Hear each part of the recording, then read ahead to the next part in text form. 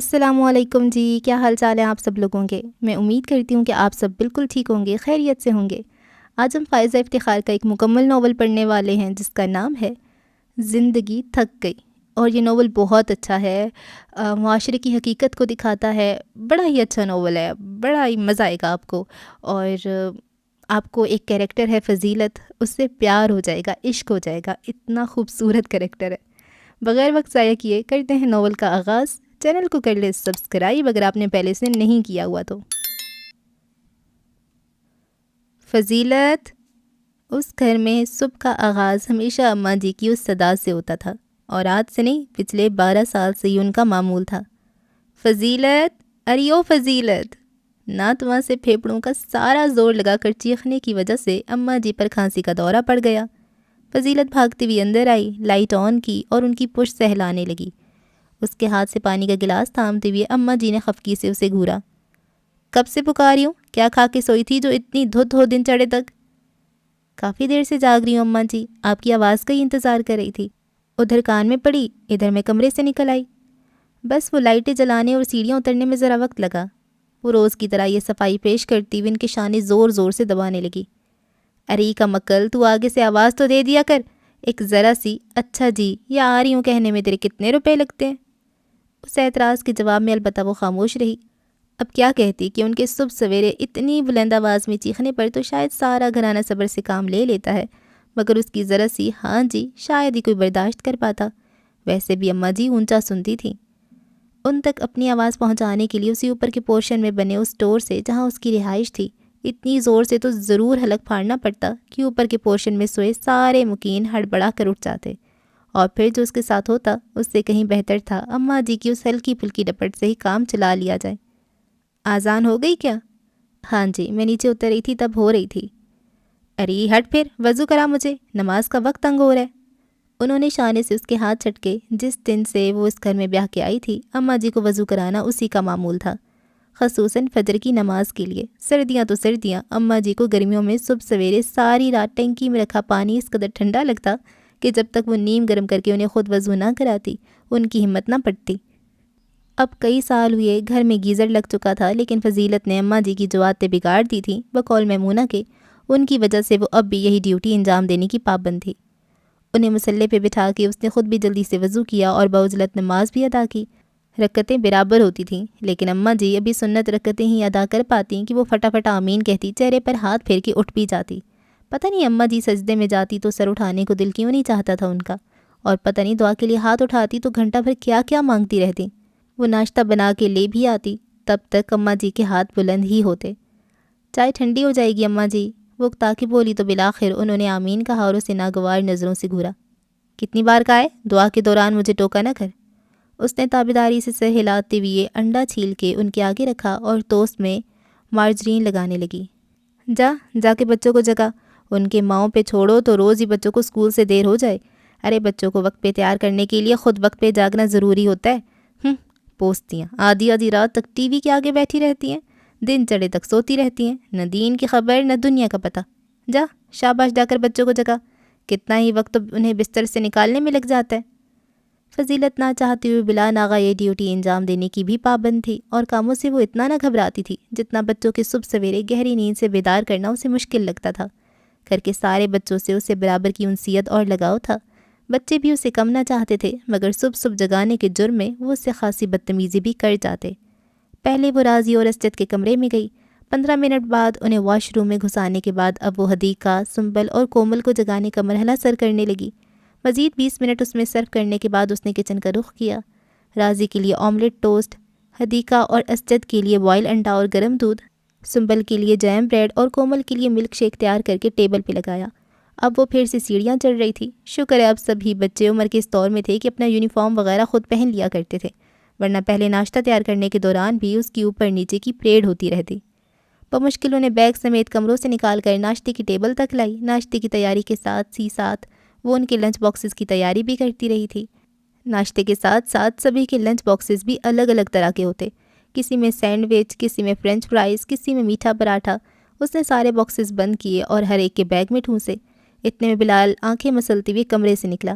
اس کی چائے تیار تھی۔ چائے کا آخری گھونٹ بھرتے بھرتے اس نے بچوں کو باہر نکلنے کا اشارہ کیا اور چابی اٹھاتی ہوئی ہمیشہ کی طرح یہ کہنا نہ بھولا، کیا عذاب ہے، روز صبح سویرے اٹھ کر یہ ڈیوٹی بھگتاؤ۔ کسی دن بھائی جان بھی اپنی نیند قربان کر لیا کریں، بچے میرے اکیلے کے تو نہیں، یا پھر وین لگوا دے بچوں کو۔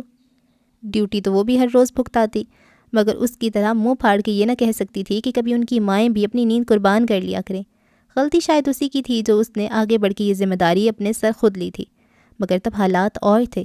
راضی جب اسکول جانے لگا تو حدیقہ سال بھر کی تھی اور خاصی بیمار بھی رہا کرتی تھی۔ میمونہ اسی میں الجھی رہتی، ذرا اسی کی طرف سے توجہ ہٹائی تو اس کا باجا بجنا شروع ہو جاتا۔ فضیلت نے خود بخود اسے راضی کی جانب سے بے فکر کر دیا۔ اس کو جگانا، اسکول کے لیے تیار کرنا، ناشتہ کرانا، گھر واپسی پہ نہلانا دھلانا، کپڑے بدلوانا، سب اپنے فرائض میں شامل کر لیے۔ کچھ سال بعد حدیقہ جب مونٹیسری میں داخل ہوئی تو سنبل اور کومل دونوں جڑواں بچیاں چند دنوں کی تھیں اور میمونہ انہیں سنبھالنے میں ہی ہلکان رہتی۔ خود بخود حدیقہ کی ذمہ داری بھی اس تک منتقل ہو گئی۔ یہ الگ بات کہ بچوں کے اسکول جانے کے بعد میمونہ ساری رات جاگنے کی شکایت کر کے سنبل اور کومل بھی اس کے سپرد کر کے کمرہ بند کر لیتی۔ پھر لبنہ کے اسجد، اطہر بھی اسکول جانے لگے تو ظاہر ہے کہ اور میمونہ کی نسبت لبنہ سے فضیلت کے تعلقات زیادہ دوستانہ تھے، اس کے کام وہ زیادہ خوشی سے کیا کرتی تھی۔ تب کی بات اور تھی، مگر اب وہ ان دوہری ذمہ داریوں، دوسروں کی خود غرضی اور مطلب پرستی پہ جھنجھلانے بھی لگی تھی۔ اس وقت بھی اس کا شدت سے دل چاہ رہا تھا کہ ناشتے کے برتن یوں ہی پھیلے رہنے دے، بس ایک مگ چائے اپنے لیے بنائے اور لان میں بیٹھ کے مزے سے پیے۔ ابھی وہ یہ سوچ ہی رہی تھی کہ لبنہ اپنے لمبے بکھرے بال ربر بینڈ میں جکڑتی کچن کی طرف آ نکلی۔ اف توبہ، کس قدر شور مچاتے ہیں یہ بچے صبح صبح، اتنا نہیں ہوتا کہ آرام سے چپ چاپ تیار ہو لیں، سارا گھر سر پہ اٹھا لیتے ہیں۔ وہ منہ کھول کے جمائیاں لیتے ہوئے کہہ رہی تھی۔ فضیلت کی خاموشی اور گم سم انداز پہ ٹھٹکی، آپ کا حوصلہ ہے بھابھی، کبھی کبھی میں سوچتی ہوں کہ آپ کی جگہ میں ہوتی تو تنگ آ کر بچوں کو 2-4 تو بلا ناغہ جوڑ دیا کرتی، لیکن یہی تو فرق ہے آپ میں اور مجھ میں، اس لیے بچے بھی اپنی سگی ماؤں کی بجائے آپ کے ساتھ زیادہ خوش رہتے ہیں۔ وہ نزدیک آتے ہوئے اس کی چوٹی کھول کر ٹھیک کرنے لگی۔ اللہ بھابھی، آپ تو اپنا ذرا خیال نہیں رکھتی، کتنے روکھے بال ہو رہے ہیں، تیل کیوں نہیں لگاتی؟ میں نے آملے کا اسپیشل تیل نکلوایا ہے، دوپہر کو فارغ ہو کے کمرے میں آ جائیے گا، میرے بھی مساج کر دیجیے گا اور اپنے بالوں میں بھی لگا لیجیے گا۔ اس کے نرم ہاتھوں کے پیار بھرے لمس سے فضیلت کے تنے تنے اعصاب پرسکون ہونے لگے۔ وہ مسکرائی، جو مرضی کر لوں، تمہارے بالوں کا مقابلہ نہیں کر سکتی، پھر کیا فائدہ؟ بہت لاپرواہی برتتی ہیں آپ خود سے۔ ناشتہ کیا آپ نے؟ وہ ٹیبل سے برتن اٹھا کے سنک میں پھینکنے کسی انداز میں ڈالنے لگی۔ فضیلت فوراً آگے بڑھی، مبادا کوئی برتن ٹوٹ نہ جائے۔ لاؤ میں کرتی ہوں۔ سچ، بلال ٹھیک کہتے ہیں کہ بھابھی نے تمہیں ناکارہ کر کے رکھ دیا ہے۔ چائے بناؤں آپ کے لیے؟ وہ چولہے پہ پانی رکھتے ہوئے بولی، پھر خود ہی پیچھے ہٹ گئی۔ بھلا آپ کو میرے ہاتھ کی چائے کیا خاک پسند آئے گی؟ برتن دھو لوں تو بناتی ہوں، تم چلو میں تمہارے لیے بھی بھیجتی ہوں۔ ارے ہاں، وہ بات تو کہنا بھول گئی جس کے لیے کچن میں آئی تھی۔ وہ جاتے جاتے پلٹی، پلیز بھابھی، پراٹھوں کا آٹا ضرور گوندھ لیجیے گا، بلال کا موڈ آج آملیٹ پراٹھا کھانے کا ہے۔ آملیٹ میں خود بنا لوں گی، مگر پراٹھا آپ کو پتہ تو ہے مجھ سے سادہ چپاتی ڈھنگ کی نہیں بنتی تو پراٹھا کہاں بنے گا، اور آپ کے ہاتھ کے بنے پراٹھے کے آگے تو کچھ بھی نہیں بھاتا۔ وہ ہمیشہ کی طرح فراخ دلی سے اسے سراہتے ہوئے چلی گئی۔ فضیلت کی ساری کسل مندی جھنجھلاہٹ ہوا ہو چکی تھی۔ اس کے ہاتھ تیزی سے دھلے برتن باسکٹ میں سجا رہے تھے۔ چائے کو دم دے کر اس نے آٹے میں نمک، آئل اور پانی ملایا اور ڈھک کے لبنہ کو چائے دینے چلی گئی، پھر آ کے آٹا گوندنے لگی۔ درمیان میں وقفے وقفے سے اپنا مگ اٹھا کے چائے کے گھونٹ پھیر لیتی۔ خوب دل لگا کر اس نے آٹا گوندنے کے بعد آملیٹ کی پیاز کو تر دی۔ جانتی تھی لبنہ سے پیاز بھی باریک نہیں کٹتی۔ اتنے میں اوپر کے پورشن میں بھی بیداری کے آثار پیدا ہو گئے۔ کمال اور میمونہ بھی ناشتے کی ٹیبل تک آ گئے۔ ویسے تو صرف بلال کا جی چاہ رہا تھا آملیٹ پراٹھے کو، لیکن اب سبھی نے ڈبل روٹی وغیرہ لینے سے صاف انکار کر دیا۔ لبنہ تو اپنے میاں کے لیے 2 انڈوں کا آملیٹ لے کر چلتی بنی۔ اب فضیلت ایک جگہ توے پر پراٹھے سینک رہی تھی تو دوسری جگہ آملیٹ کے لیے آمیزہ تیار کر رہی تھی۔ میمونہ اس دوران صفائی والی ماسی کو ہدایات دینے کا فریضہ جی جان سے ادا کرتی۔ ٹیبل پہ ناشتے لگتے ہی وہ زور زور سے کہتی ہوئے واپس آئی، ان ماسیوں کے سر پہ کھڑے ہو کر جب تک کام نہ کرواؤ ذرا ڈھنگ سے صفائی نہیں کرتی۔ صبح صبح ان کے ساتھ سر کھپائی کرنا بھی ایک عذاب ہے۔ ملازموں سے کام لینا بھی تمہیں عذاب لگتا ہے، اللہ کی شان۔ اماں جی نے ہنکارا بھرا۔ وہ اپنا سادہ سا ناشتہ نماز کے فوراً بعد کر لیا کرتی تھیں، البتہ باقیوں کے ناشتے کے دوران موجود ضرور رہتی۔ اللہ کا شکر ادا کیا کرو بی بی، ہاتھ پیر نہیں صرف زبان ہلانا پڑتی ہے، اور وہ بھی ہیں جن کے دن کا آغاز جھاڑو سے اور اختتام پوچا لگانے سے ہوتا ہے۔ اماں جی، آپ کو تو بس میری ہر بات کے جواب میں کچھ نہ کچھ ایسا ضرور ہی کہنا ہوتا ہے۔ میمونہ کبھی بھی دل کی بات دل میں رکھنے کی عادی نہیں تھی، البتہ فضیلت اس کی ہر جرت میں نئے سرے سے حیران ہونے کی عادی ضرور تھی۔ اس بار اس نے رشک و حیرت سے اسے سر جھٹکتے ہوئے ساس کے ٹوکنے پر ناگواری کا اظہار کرتے ہوئے دیکھا۔ اماں جی ٹھنڈی سانس بھر کے رہ گئیں۔ کمال اور بلال کے آفس کے لیے نکلنے کے بعد فضیلت ماسی کے کام کا دوبارہ جائزہ لینے لگی۔ آنگن میں رکھی واشنگ مشین کے پاس اس نے گھر کے سارے کمروں سے بغیر دھلے کپڑے نکال کر ڈھیر کر دیا۔ سرف نیل وغیرہ رکھا، سفید، رنگین اور ریشمی سوتی کپڑوں کو الگ الگ کیا۔ ویسا نہ کرتی تو ماسی سارے کپڑے اپنی اسی لاپرواہی کے ساتھ دھو جاتی۔ دوپہر کے کھانے کی ذمہ داری میمونہ پر تھی، اس لیے فضیلت کچن سے وقتی طور پہ کٹ جاتی، لیکن اس کا مطلب یہ نہیں تھا کہ اس وقت وہ بالکل فارغ ہوتی۔ ماسی کے پیچھے پیچھے پھر کے اوپر نیچے کے پورشنز کی صفائی، ایک ایک باتھ روم کی دھلائی، کپڑوں کی دھلائی وغیرہ کرانا، ڈسٹنگ، بیڈ شیٹ چینج کرنا، سب اس کی ذمہ داری تھا۔ دوپہر کے کھانے کے بعد کچھ وقت فرصت کا ضرور ہوتا، ماسی جانے سے پہلے دوپہر کے کھانے کے برتن بھی دھو جاتی۔ بچے اسکول سے آنے کے بعد اپنے اپنے کمرے میں کسی نہ کسی مصروفیت میں مگن ہوتے، ایسے میں وہ شام تک تقریباً فارغ ہی ہوتی۔ بس 7 پون گھنٹہ اماں جی کی ٹانگیں، شانے، کمر وغیرہ دباتے ہوئے پھر وہ عصر کی نماز تک کے لیے سو جاتی۔ پھر فضیلت ہوتی اور اس کا من پسند مشغلہ سلائی مشین۔ جس طرح وہ خود ایک کارآمد چیز تھی، اسی طرح اس کا یہ واحد شوق بھی کوئی بے مصرف شوق نہ تھا۔ اس کا شوق بھی پورا ہو جاتا نت نئے ڈیزائن کے خوش رنگ لباس سینے کا۔ وقت بھی گزر جاتا اور گھر والوں کے بھی مزے آ جاتے، مفت میں جدید ترین انداز کے کپڑے سل جاتے۔ جب اس کی شادی ہوئی تب اسے سوئی میں دھاگا تک نہیں ڈالنا آتا تھا، بٹن ٹانکنے تک سے ناواقف تھی۔ لمبی لمبی دوپہروں کا کوئی اور مصرف نہ ملا تو اماں جی کے کمرے میں گھس جاتی۔ اس کے بلائے انداز دے کر آخر اماں جی کو ہی ترس آیا اور انہوں نے پہلے پہل صرف اس کا جی بہلائے رکھنے کے لیے چھوٹے چھوٹے کرتے کاٹ کر دیے۔ جب راضی پیدا ہوا تو فضیلت ذوق و شوق سے مزید کرتے، پاجامے اور ٹوپیاں سینے لگی۔ پھر وہ اپنی سادہ سی شلوار قمیض اور اماں جی کا 4 کلی کا کرتا بھی خود کاٹ کر سینے لگی۔ حدیقہ اور سنبل کومل کے آنے تک اس نے ہاتھ میں مزید صفائی اور نفاست آ گئی۔ ان کے فراق سیتے ہوئے اب وہ اپنی طرف سے نت نئے تجربے بھی کرنے لگی۔ لبنہ بیاہ کر آئی تو فضیلت کے اس ہنر سے اس نے خوب فائدہ اٹھایا۔ مختلف فیشن میگزین سے نت نئی ڈیزائنز دکھا کر اس نے فضیلت کی مہارت کو مزید نکھار دیا۔ اس وقت بھی کچن میں موجود سبزیاں وغیرہ کا جائزہ لے کر اس نے دل ہی دل میں رات کے کھانے کا مینیو ترتیب دیا۔ رات کو کھانا ذرا اہتمام سے بنتا تھا۔ کابلی چنے کا پلاؤ، دیسی مرغی کا شوربہ اور رائتہ ٹھیک رہے گا۔ چاول سبھی شوق سے کھا لیتے ہیں۔ ہاں، بچے شوربے والا سالن زیادہ پسند نہیں کرتے۔ چلو پچھلے ہفتے کے بنائے شامی کبابوں میں سے 15-20 ابھی بھی فریزر میں رکھے ہیں، وہ بھی تل لوں گی۔ اس نے چنے پانی میں بھگوئے، مرغی کا پیکٹ پگھلنے کے لیے فریزر سے نکال کر رکھا اور اپنے کمرے میں آ کر مشین نکال لی۔ سردیوں کے دن تھے، سبھی اپنے اپنے کمرے میں بند تھے۔ فضیلت کے اس کمرے میں جو گھر کا مشترکہ سٹور تھا اور جس میں تینوں بہوؤں کے جہیز کے جتنے صندوق ریشمی رضائیوں، ایرانی کمبلوں اور امپورٹڈ ڈنر سیٹوں سے بھرے پڑے تھے، بغیر موسم کے کپڑوں کے بھرے ٹیچی کیس رکھے تھے۔ اس کھلے سے کمرے میں جگہ بنا کر فضیلت کا سنگل بیڈ لگا دیا گیا تھا۔ الماری کی اسے ضرورت نہ تھی، اپنا بکس وہ بیڈ کے نیچے ہی رکھا کرتی۔ سائڈ ٹیبل کے درازوں میں اس کی ضرورت کی دیگر چیزیں موجود تھیں۔ بیڈ پہ ہی اس نے مشین رکھی اور لبنہ کی تقریباً تیار سوٹ کی چاک اور دامن پہ لیس لگانے لگی۔ مشین کی آواز نے ارد گرد کے سکوت میں ہلکا سا ارتعاش ضرور پیدا کر دیا، مگر اتنا شور نہ تھا کہ وہ نیچے والے پورشن میں یک پیدا ہوتی اس ہڑبڑاہٹ اور ہنگامے کو سن نہ پاتی۔ وہ کھلا کر وہ ننگے پیر سیڑھیوں کی طرف بھاگی۔ لبنہ ریسیور تھامے گلو گیر لہجے میں چلا رہی تھی، کب ہوا یہ سب؟ آپ اب بتا رہی ہیں؟ فضیلت کی نظر صوفے پہ حواس سے بے خبر آڑی ترچی لیٹی اماں جی پہ پڑی۔ وہ سر پٹ سیڑھیاں اترنے لگی۔ میمونہ بھی حواس باختہ اسی کے پیچھے تھی۔ الہی خیر، کیا ہوا لبنہ؟ کس کا فون ہے؟ میمونہ نے سوال کیا جبکہ وہ ٹیبل سے پانی کا گلاس اٹھا کر اماں جی کی طرف لپکی۔ مصباح بھابھی کا۔ لبنہ نے ریسیور رکھتے ہوئے ہچکی لی۔ جلال بھائی اب اس دنیا میں نہیں رہے۔ اماں جی کے ہاتھ سہلاتی انہیں ہوش میں لاتی فضیلت کے کان تک یہ الفاظ پہنچے اور اس کے اپنے حواس اس کا ساتھ چھوڑنے لگے۔ ہائے میرا بیٹا، مجھ سے ناراض ہی اس دنیا سے چلا گیا۔ رو رو کے اماں جی کا گلا بیٹھ چکا تھا۔ اب ان میں اتنی سکت تک نہ رہی تھی کہ وہ آہ بھی بھر سکیں، مگر پہلوٹی کی اولاد کی اچانک موت اتنا بڑا صدمہ تھا کہ نہ ان کے آنسو تھم رہے تھے نہ آہو بکا۔ کل سے اب تک وہ کئی بار بے ہوش ہو چکی تھیں۔ ان کی اکلوتی بیٹی، تینوں بھائیوں کی لاڈلی بہن عارفہ بھی اطلاع ملتے ہی آ گئی تھی۔ اس کے بین بھی اوروں کا کلیجہ چیر دیتے تھے۔ میمونہ تو چلو اپنی تھی، اس کا اپنے جیٹ سے خونی رشتہ بھی تھا، سگا تایا زاد جو تھا، مگر لبنہ جو غیر خاندان کی تھی اور جس نے شادی کے بعد سے اب تک ان 9 سالوں میں اپنے اس جیٹ کا صرف تذکرہ ہی سنا تھا، شکل تک نہ دیکھی تھی، اس کے دل پہ بھی اس ناگہانی کا اثر تھا۔ بچے بھی سہمی ہوئے تھے اور دونوں بھائی کمال محمود اور بلال محمود خود کو ایک دوسرے کو سنبھالنے کے ساتھ ساتھ ضعیف ماں اور بیاہی بہن کو دلاسا دینے میں مصروف تھے۔ اپنے تو اپنے، غیر بھی صدمے سے نڈھال تھے، اور اس ساری صورتحال میں، اس سارے دردناک اور افسوسناک ماحول میں ایک وہی تھی جس کا کسی کو کوئی خیال نہ تھا، حالانکہ وہ سب کا خیال کر رہی تھی۔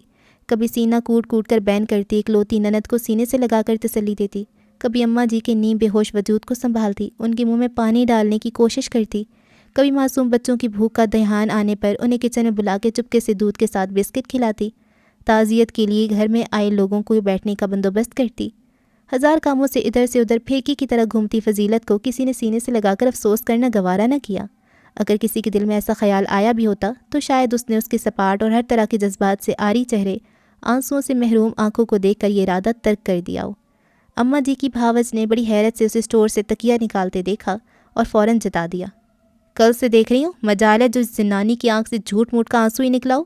کیسی پتھر عورت ہے، صحیح کہتا تھا جلال بد نصیب کہ یہ عورت نہیں پتھر کی مورت ہے۔ کیا جوان پتر تو نے اس بے فیض کے لیے مٹی میں رول دیا؟ انہوں نے تعصب سے دونوں ہاتھ ملے تو اماں جی کی سسکیاں اور بلند ہو گئیں۔ میرا بیٹا اس کی وجہ سے مجھ سے ناراض ہوا، 12 سال پہلے جو گھر سے نکلا تو آج مر کے بھی مجھے شکل دکھانا گوارا نہ کی۔ سچ کہتی ہو بھرجائی، میں نے پرائی اولاد کی خاطر اپنی اولاد کو خود سے دور کر دیا۔ اماں جی اس میں فضیلت بھابھی کا کیا قصور؟ لبنہ نے مداخلت کی۔ غلطی تو مصباح بھابھی کی ہے جنہوں نے جلال بھائی صاحب کی وفات کی اطلاع 2 دن گزر جانے کے بعد دی۔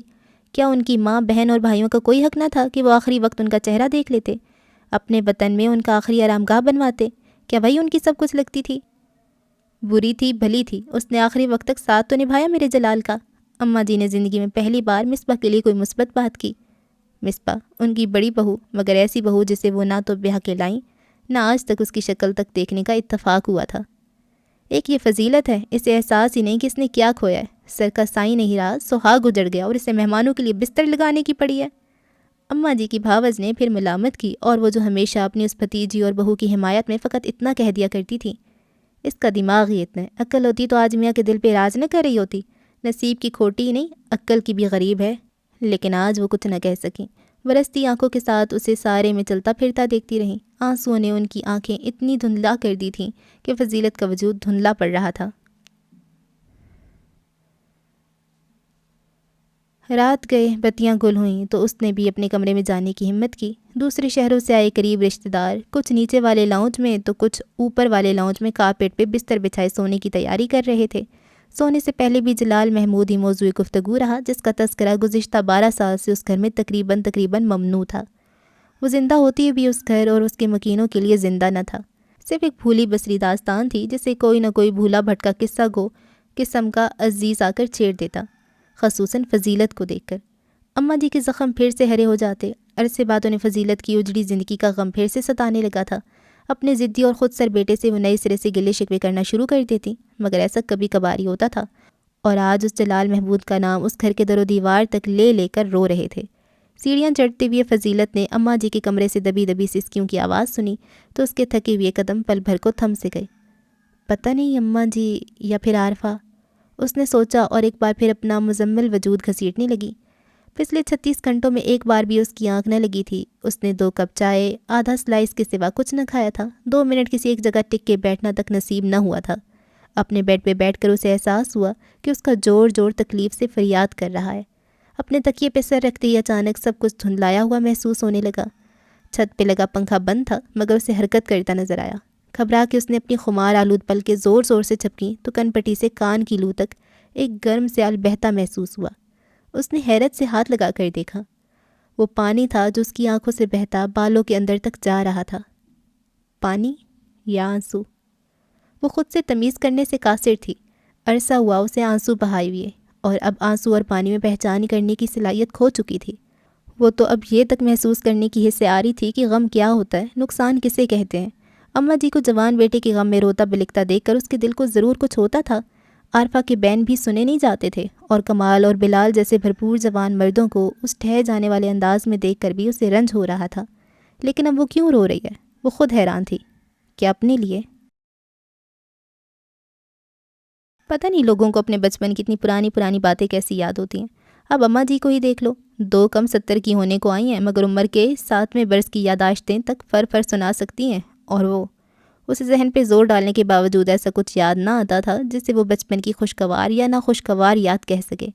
پہلی یاد جو حافظے پہ نقش تھی وہ ملتان کے دنوں کی تھی، اور تب وہ ایسی بچی بھی نہ تھی، ہوگی کوئی 13-14 سال کی۔ اماں کی شکل اسے یاد نہیں، پل کے اس کے وجود کی ہلکی سی پرچھائیاں تک اس کی یادداشت میں نہیں۔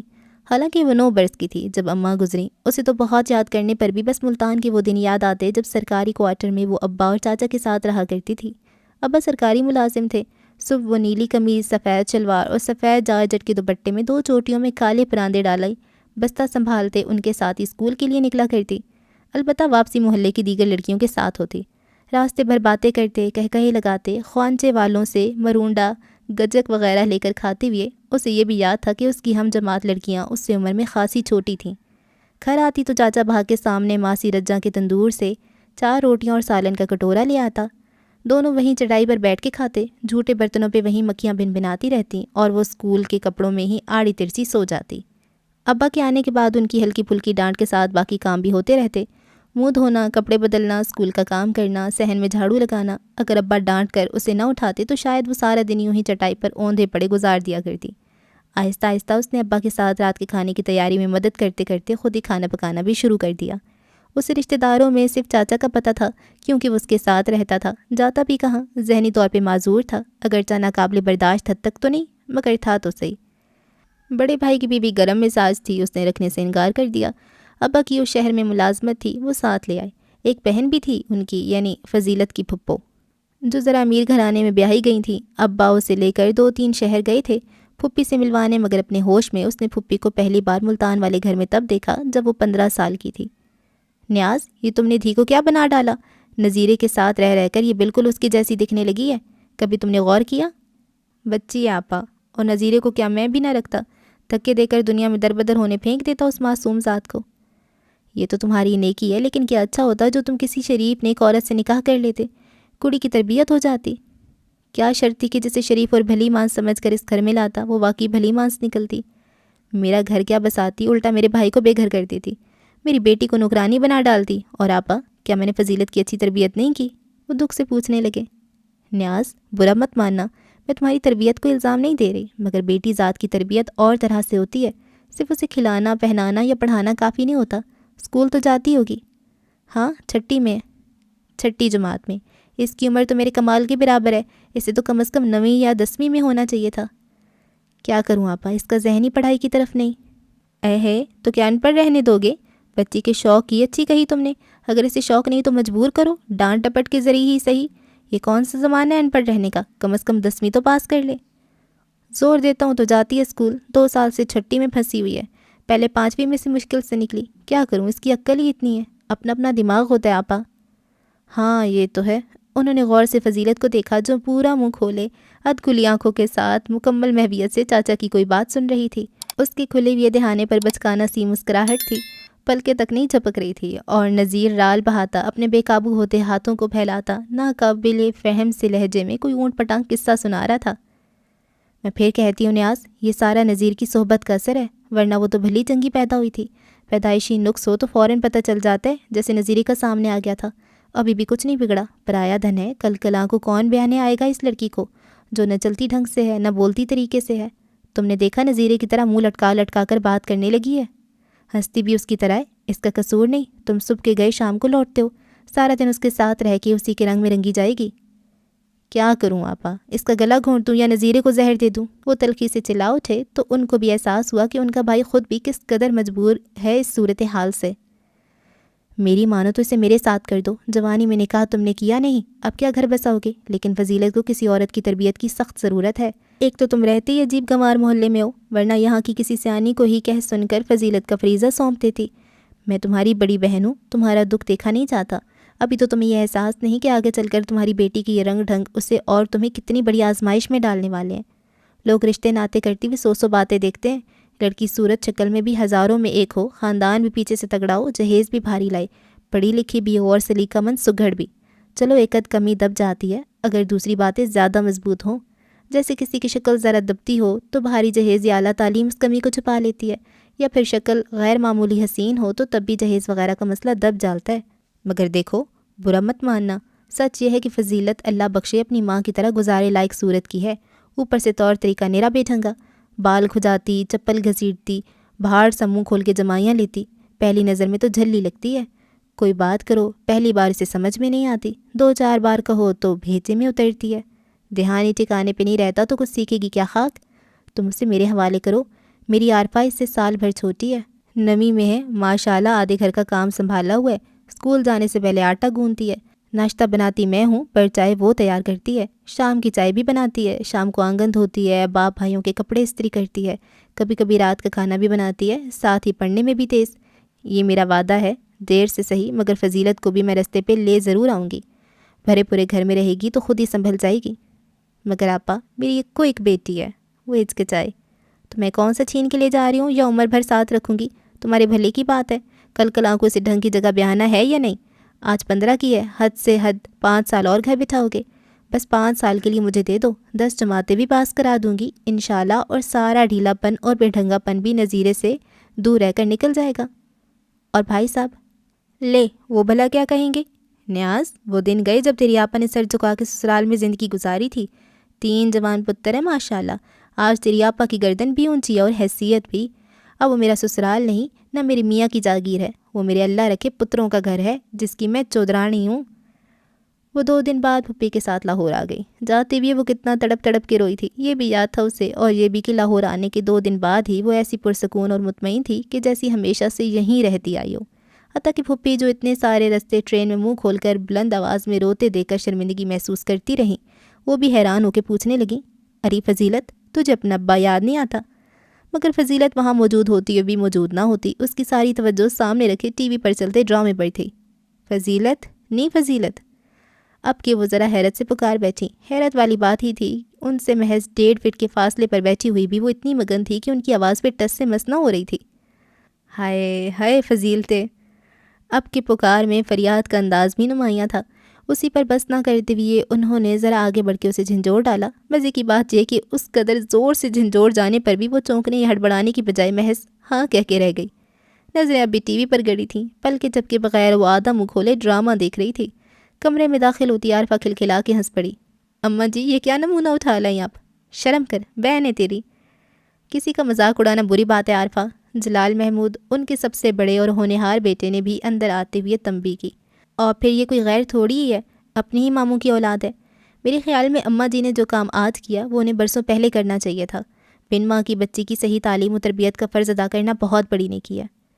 ہاں بیٹا صحیح کہتے ہو، دل تو بہت دکھتا تھا نیاز کے لیے، ننھی سی بچی بھی، پاگل بھائی بھی، اور وہ اکیلا، مگر کیا کرتی، تمہارے ابا کے آگے مجبور تھی۔ اسے اسکول وغیرہ میں داخل کروانے کا سوچا یا نہیں؟ عارفہ کے اسکول والوں نے تو صاف جواب دے دیا، ایک تو وہ اسکول انگریزی ہے اور یہ ہمیشہ سے ٹاٹ والے اسکول میں پڑھی ہے، ادھر محلے کے اسکول میں لے کر گئی، وہ کہتے ہیں چھٹی میں حد سے حد 12-13 سال عمر کی لڑکیاں ہیں، یہ لوٹا کی لوٹا وہاں نہیں پڑھ سکتی۔ اب بتاؤ کیا کروں؟ مسئلہ تو ہے، مگر ایسے بھی تو نہیں چلے گا۔ ایسا کریں، اسے اردو اسلامیات جیسے اسام نظامین میں یا کمال فارغ وقت میں پڑھا دیا کریں گے، عارفہ بھی وقت نکال کر مدد کر دیا کرے گی۔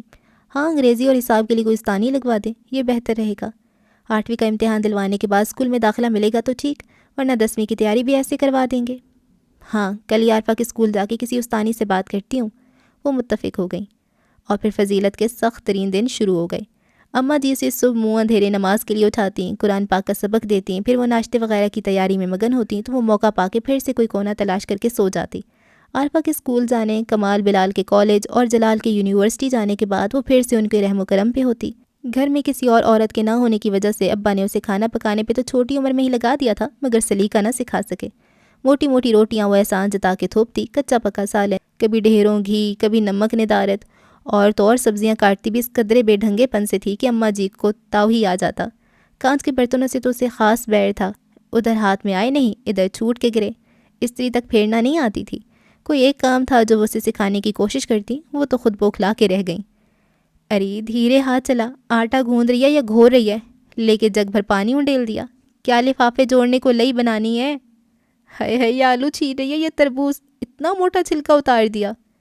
پتی ڈال کر قہوہ کھولنے تو دے تاکہ چائے کا رنگ نکلے، ساتھ ہی دودھ ڈال دیا ہے، تو سر سے بوجھ کی طرح اتارتی ہے ہر کام کو۔ اس طرح کریز بناتے ہیں پتلون کی، کھڑے پجامے کی طرح نہ پھیر استری۔ منہ بناتے جھلاتے بسورتے 1-2 سال میں وہ کچھ ڈھنگ سیکھ گئی۔ روٹی پتلی اور گول ہو گئی، کپڑے بھی جما کے استری کرنے لگی۔ مہینے بعد نہانے والی، اب پھوپھی کی ڈانٹ پر دوسرے تیسرے دن نہا بھی لیتی۔ جوئیں بھی انہوں نے محنت کر کے نکال دی تھیں۔ سب میں رہتے رہتے وہ نامحسوس طریقے سے ان سب کی طرح بولنے لگی تھی، ورنہ چاچا کے ساتھ زیادہ وقت گزارنے کی وجہ سے لاشعوری طور پر ان کا لب و لہجہ اپنا چکی تھی۔ البتہ پڑھائی کے معاملے میں ترقی خاص نہ تھی، ایک نہیں 3 استانیاں بدلی جا چکی تھیں، ہر کوئی مغز ماری کر کے ہار چکی تھی۔ انگلش اور حساب دونوں کے کلے سر کرنا فضیلت کے لیے ناممکنات میں سے تھا، البتہ اٹک اٹک کر اردو پڑھنے والی اب روانی سے اخبار یا رسالہ پڑھ لیتی۔ قرآن پاک بھی بس ختم ہونے والا تھا، ابھی 5 سال نہ ہوئے تھے۔ یہ بات ابا بھی جانتے تھے، لیکن پھر بھی وہ لاہور آ گئے۔ چاچا کہیں کھو گیا تھا، وہ ڈھونڈ ڈھونڈ کر تھک گئے تھے، مگر ابا کی شوگر نے ان کے گردے تباہ کر دیے تھے۔ اماں جی کے اصرار پر وہ علاج کی غرض سے لاہور آ گئے۔ وہاں آ کر فضیلت کے بدلے رنگ ڈھنگ دیکھے تو گویا اپنی آپا کے پاؤں ہی پڑ گئے۔ آپا، اللہ تیرا بھلا کرے، بن ماں کی بچی کو سنبھال لیا۔ باقی 2 سال میں وہ کتنی بدل گئی تھی، اگرچہ شہر کی کسی 17-18 سال کی لڑکی کے مقابلے میں اب بھی وہ بہت معصوم، سادہ اور کسی حد تک کم عقل لگتی تھی، مگر پہلے کی نسبت آثار بہت بہتر تھے۔ اس رات ابا نے اپنی آپا سے ایک عجیب سی فرمائش کی۔ آپا، میں بیمار بندہ، اب تو شوگر نے میرے اندر ککھ نہیں چھوڑا، اگر اور 3 سالوں تک میں رہا ہی نہ تو کیا تو ہمیشہ کے لیے فضیلت کو اپنے پاس رکھ لے گی؟ خیری صلاح، خیر کی بات منہ سے نکال نیاز، بہن کا صبر کیوں آزماتا ہے؟ وہ دہل گئیں۔ ایک بھائی کو بھاوز نے الگ کر دیا، دوسرا جھلا زمانے کی بھیڑ میں گم ہو گیا، تیسرا بدنصیب ہڈیوں کی مٹھ۔ سامنے بیٹھا آخری دن گن رہا تھا، ان کے آنسو بہہ نکلے۔ جو سچ ہے اسے ماننے میں دیر کیسی آپا، کم از کم میری تسلی کے لیے یہ بات کر لے، میں سکون سے مر تو سکوں گا کہ میری بچی کا کوئی آسرا ہے۔ نہ نیاز، ایسے نہ کہہ، فضیلہ میری بھی دھی ہے، تیرا سایہ اللہ اس کے سر پہ سلامت رکھے، میں پھر بھی اس کا رشتہ اچھی جگہ ڈھونڈوں گی۔ اس کی ماں کا زیور سارا میں نے سنبھال رکھا ہے، وہ میں ساتھ لایا ہوں۔ آپا، مجھے کسی پہ بھروسہ نہیں، بلکہ سچی بات میری فضیلت کا کہیں اور گزارا بھی نہیں، اچھے سے اچھے گھر میں بیاہی گئی تو مجھے فکر رہے گی، تم پھوپھی ہو، اس کی ہر کمزوری ڈھک لو گی، تم کیوں نہیں اپنی جلال کے لیے اسے مانگ لیتی؟ نیاز، وہ پل بھر میں بہن سے ماں بن گئی۔ ایک 24 سالہ خوبرو، مہذب، صاحب جائیداد، تعلیم یافتہ اور ہونہار بیٹے کی ماں، جو بہو کے طور پہ خوب سے خوب تر کی تلاش میں ہوتی ہے، ان کے تیور پل میں پل بدل گئے۔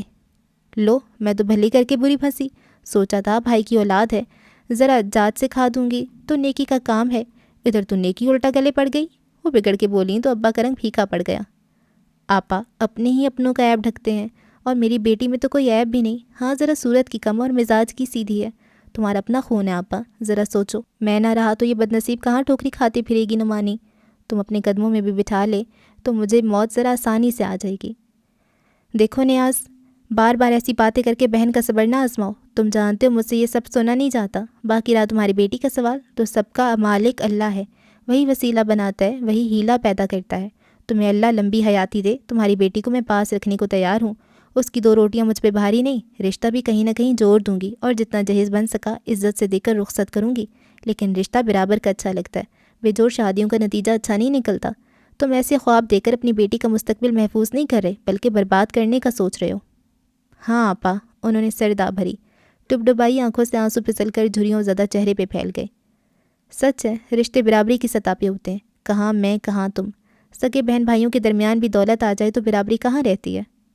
غلط مطلب نہ نکالو نیاز، برابری سے میرا مطلب یہ نہیں تھا۔ جلال 16 جماعتیں پاس ہے، نئے زمانے کی سوچ والا لڑکا ہے، اگر تم اپنی بیٹی کا بھلا سوچ رہے ہو تو میں بھی بیٹے کے ساتھ برا تو نہیں کر سکتی۔ جس رشتے میں نہ دل ملتے ہوں، نہ مزاج، نہ ذہن، اس رشتے میں کسی کے لیے سکھ نہیں ہوتا۔ ٹھیک ہے آپا، سچ کہتی ہو۔ انہوں نے سر ہلایا اور تکیے پہ سر رکھ کے آنکھیں موند لی۔ آپا کے دل کو کچھ ہونے لگا، جی کڑا کر کے صاف صاف انکار تو کر دیا تھا، لیکن بیمار بھائی کی شکستگی دیکھ کر ندامت بھی محسوس ہو رہی تھی۔ اس سے پہلے کہ کسی کمزور لہجے کی زد میں آ کر وہ جذباتی ہو کر اپنا فیصلہ بدلتی، انہوں نے باہر نکلنا مناسب جانا۔ آپا، کہا سنا معاف کرنا۔ اپنی پشت پہ یہ تھکا تھکا سا فکرہ سن کر ان کا دل کسی نے مٹھی میں بھر لیا۔ وہ روندے ہوئے گلے کے ساتھ کوئی تسلی تک نہ دے سکیں اور پیچھے مڑ کے دیکھے بنا باہر نکل آئیں۔ اپنے کمرے میں آ کر وہ گھٹ گھٹ کر رو دیں۔ کیسی بے بسی تھی کہ مرتے ہوئے بھائی کی آخری خواہش بھی پوری نہ کر سکتی تھی۔ کاش نیاز، تم نے کچھ اور مانگ لیا ہوتا، وہ جو صرف میرا ہوتا، میرے بس میں ہوتا۔ اگرچہ جلال میرا ہی بیٹا ہے، میں ماں ہوں اس کی، لیکن اس پہ صرف میرا حق نہیں، اس کے بھی کچھ خواب ہیں، کچھ خواہشات ہیں۔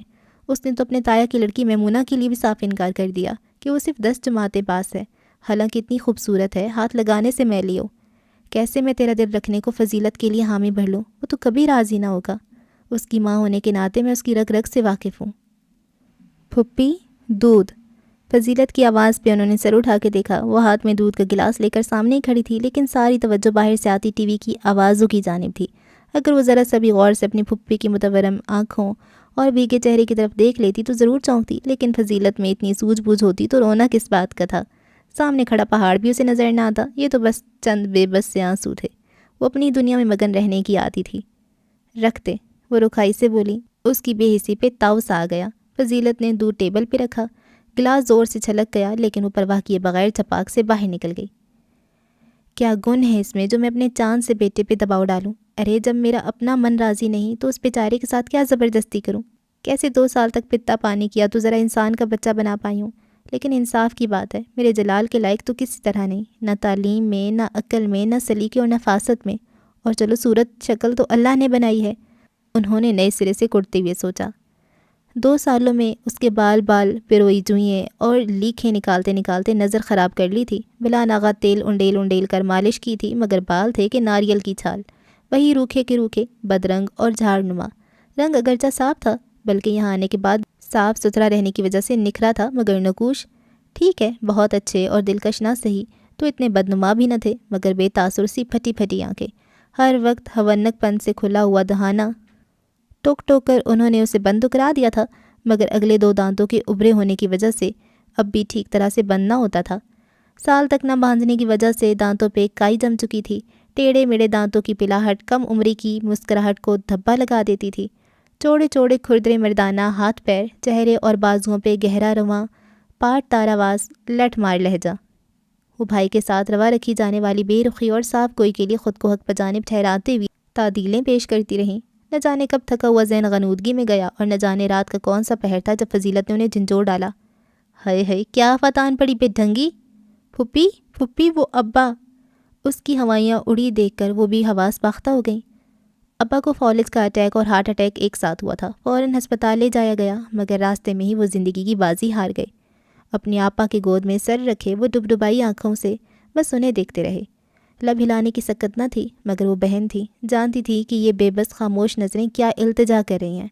انہیں احساس ہونے لگا کہ صرف ان کی خود غرضی کی وجہ سے ہی کل کی آتی موت نے اس قدر بے دردی سے آج ہی آج ان کا بھائی کو چھین لیا۔ ان کے 2 ٹوک انکار کی تاب نہ لا سکا وہ۔ نیاز، ایسے نہ دیکھو مجھے، میرا کلیجہ پھٹا جاتا ہے۔ فضیلت کی فکر نہ کرو، وہ میری بیٹی ہے، بیٹی رہے گی، میں تیری آخری خواہش ضرور پوری کروں گی۔ انہوں نے مرتے ہوئے بھائی کا ہاتھ تھام کر عہد کر لیا، اور اس عہد کو پورا کرنے کے لیے انہوں نے کیا کیا پاپڑ بیلے، یہ صرف وہی جانتی تھی۔ کبھی اپنے شوہر کے آگے گڑ گڑائیں، میں نے آپ سے عمر بھر کچھ نہ مانگا، میری ساری زندگی کی وفاؤں اور خدمتوں کا بدلہ اگر اس طرح دے سکتے ہیں تو دے دیں، ورنہ باقی کی سانسیں بڑی اذیت میں گزریں گی۔ بھائی کی روح کے آگے شرمندگی ساری حیاتی پیچھا نہ چھوڑے گی، میں تو اس کا سامنا کرنے کے خوف سے مر بھی نہ سکوں گی۔ اور میں جو بھائی کے آگے شرمندہ ہوا تھا میمونہ کے لیے بات کر کے، تب اسی بیٹی کے لیے تو نے اکڑ کر کہا تھا کہ کہاں میرا شہزادہ بیٹا اور کہاں یہ 10ویں پاس۔ بس میرے بڑے بول کا نتیجہ ہی میرے سامنے آیا ہے، جو آج میں اتنی بڑی آزمائش میں ہوں۔ میمونہ کے لیے میں خود جھولی پھیلاؤں گی آپ کے بھائی کے سامنے، جلال نہ صحیح کمال صحیح، وہ اس کے جوڑ کا بھی ہے۔ یہ مرحلہ تو پھر بھی کچھ دیر آنسو بہانے، قسمیں اٹھانے اور وفائیں یاد دلانے سے طے ہو گیا، لیکن جلال ان کی فرمائش سنتے ہی ہتھے سے اکھڑ گیا۔ اماں جی، میری سمجھ میں نہیں آ رہا کہ اس بات کا میں کیا جواب دوں۔ آپ کو میں تب کچھ کہوں اگر آپ کسی بات سے انجان ہوں، سب کچھ آپ کے سامنے تو ہے، میں بھی اور وہ بھی۔ مجھے لگتا ہے جیسے آپ کوئی مذاق کر رہی ہیں، کوئی بڑا ہی سنگین مذاق۔ مذاق تو تقدیر نے مجھ سے کیا جلال پتر، اللہ کسی کو اتنے اوکھے امتحان میں نہ ڈالے۔ ایک طرف اولاد کی خوشیاں، دوسری طرف مرے ہوئے بھائی کو دیا وعدہ۔ میں جانتی ہوں میں تجھ سے وہ کرنے کو کہہ رہی ہوں جو بالکل غلط ہے۔ میں یہ بھی مانتی ہوں کہ فضیلت کو اپنانا تیرے لیے کتنا مشکل ہے۔ نیکی کا رستہ مشکل ہی ہوتا ہے پتر، ثواب راہ میں پڑے نہیں ہوتے، جان مصیبت میں ڈال کر کمانے پڑتے ہیں۔ یتیم و یسیر معصوم لڑکی کا سہارا بننا تیری دنیا اور آخرت دونوں سنوار دے گا۔ اماں جی، مانا یہ نیکی ہے، مگر اس کے ساتھ، میرے ساتھ تو یہ سراسر ظلم ہے۔ بلکہ میرے خیال میں اس کی شادی صحیح جگہ کرنا، کسی ایسے شخص کے ساتھ کرنا جس کے وہ قابل ہو اور جو اس کے قابل ہو، یہی اصل میں درست عمل ہوگا۔ اس طرح اس کی زندگی بھی سنور جائے گی اور میری بھی بچ جائے گی۔ بیٹا، تجھے ممتا کا واسطہ، کیا تو ماں کے وعدے کا پاس رکھنے کے لیے اتنا بھی نہیں کر سکتا؟ یہ واسطہ تو میں بھی آپ کو دے سکتا ہوں، کیا بیٹی کی خوشی کی خاطر ایک مری ہوئے شخص سے کیے وعدے کو بھول نہیں سکتی؟ تو کتنا کٹھور ہے جلال، وہ تیرا سگا ماما تھا۔ ہاں میں وعدہ بھلا سکتی ہوں، مگر پھر اس وعدہ خلافی کے بوجھ کے ساتھ جی نہیں سکتی۔ میں معافی مانگنے اپنے ویر کے پاس چلی جاؤں گی، اسے دکھاؤں گی میں کتنی مجبور تھی۔ انہوں نے جب بار بار مرنے کی دھمکی دی تو جلال مجبور ہو گیا، لیکن اس کے دل میں کیا تھا اس سے ماں بھی ناواقف تھیں۔ جس طرح انہوں نے دھمکی دی تھی کہ وہ وعدہ خلافی کے بوجھ کے ساتھ جی نہیں پائیں گی، اسی طرح جلال نے بھی تیار کر لیا تھا کہ وہ اماں جی کی بات تو مان لے گا، مگر ان کے زبردستی کے ڈالے توق کو عمر بھر اٹھائے نہیں پھرے گا۔ ماں کی ممتا سے حد درجہ متنفر ہوتے جلال محمود نے اندر ہی اندر کئی تیاریاں کر رکھی تھیں۔ ادھر اس کا نکاح ایک سادہ تقریب میں فضیلت سے پڑھایا گیا، ادھر اسی رات جلال نے کویت کی فلائٹ پکڑی اور ایک رکا اماں جی کے تکیے کے نیچے رکھ کے ہمیشہ ہمیشہ کے لیے یہ گھر چھوڑ گیا۔ آپ کو نیکی کمانے کا شوق تھا، میں آپ کا یہ شوق عمر بھر پورا کیے رکھنے کا انتظام کر رہا ہوں۔ آپ اس ثواب کی گٹھڑی کو ہمیشہ اپنے پاس رکھیں اور اپنی عاقبت سنوارتی رہیں، لوگوں سے واہ واہ سمیٹتی رہیں۔ مجھے اس بات کی پرواہ نہیں کہ میرے اس اقدام سے لوگوں کی تو میرے حصے میں آتی ہے یا لعنت ملامت۔ میں کم از کم یہ الزام اپنے سر نہیں لینا چاہتا کہ میری ضد کی وجہ سے آپ نے کوئی انتہائی قدم اٹھایا۔ اگرچہ یہی دھمکی میں بھی دے سکتا تھا، میری موت کے خوف سے آپ کو اپنا فیصلہ بدلنا بہت آسان ہو جاتا، مگر میں اس جذباتی بلیک میلنگ اور دھونس کا سلسلہ جاری نہیں رکھنا چاہتا تھا۔ ماما جی نے مرتے ہوئے آپ کو آزمائش میں ڈالا، آپ نے اپنے مرنے کی دھمکی دے کر مجھے آزمائش میں مبتلا کیا۔ کیا ضروری تھا میں بھی یہی کرتا؟ آپ کی خواہش پوری ہوئی، فضیلت کو بہو بنا کر آپ سرخرو ہوئیں۔ اس سے عمر بھر تمغے کی طرح سینے پہ سجائیے اور مجھے بھول جائیے۔ امید ہے اپنا وعدہ پورا ہونے کی خوشی میں آپ میری یہ خطا معاف کر دیں گی۔ انہیں بیٹے کا جانے کا جو صدمہ ہوا سو ہوا، مزید دکھ کی بات یہ تھی کہ کوئی ان کے غم میں شریک نہ تھا، کسی کو ان سے ہمدردی نہ تھی۔ وہ سب رشتہ دار جو فضیلت کو دلہن کی روپ میں دے کر حیران تھے، ایک دن کے دلہا کو یوں راہ فرار اختیار کرنے میں حق بجانب قرار دے رہے تھے۔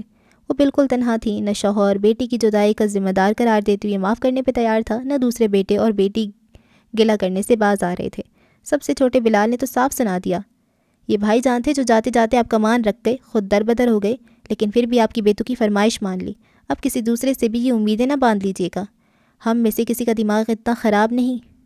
کمال کا رشتہ اس کے ابا نے اپنے بھائی کی بیٹی میمونہ سے طے کر دیا۔ اس کی شادی کے 2 ماہ بعد ہی دل میں بیٹی کی جدائی کا غم لیے دنیا سے چلے گئے۔ پہلے بیٹے کے گھر چھوڑنے کا الزام اماں جی کے سر تھا، اب شوہر کی بے وقت موت کا ذمہ دار بھی ان کی ضد کو قرار دیا جانے لگا۔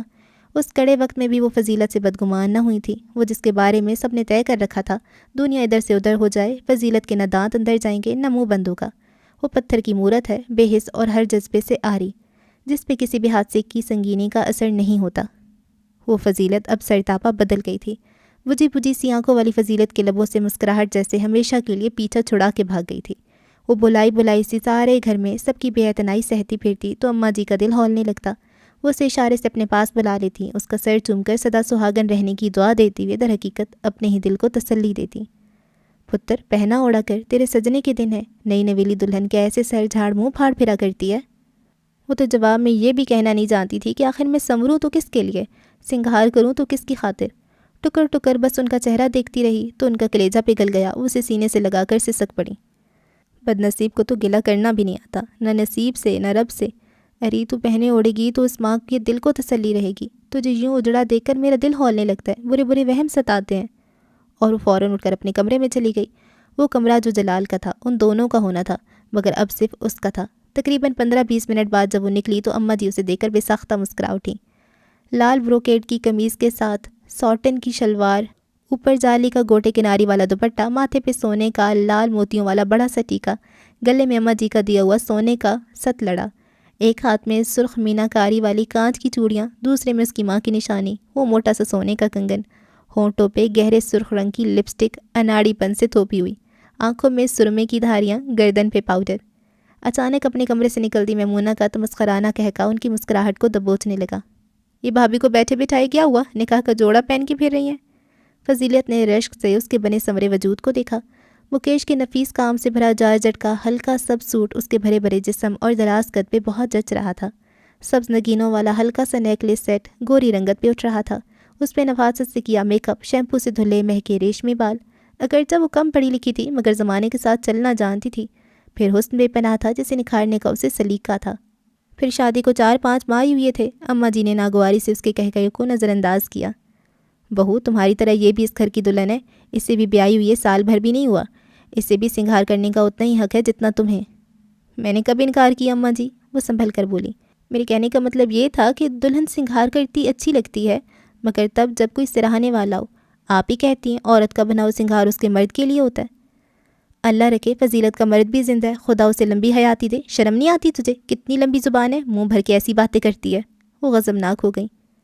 آپ بات کو غلط رنگ دے رہی ہیں۔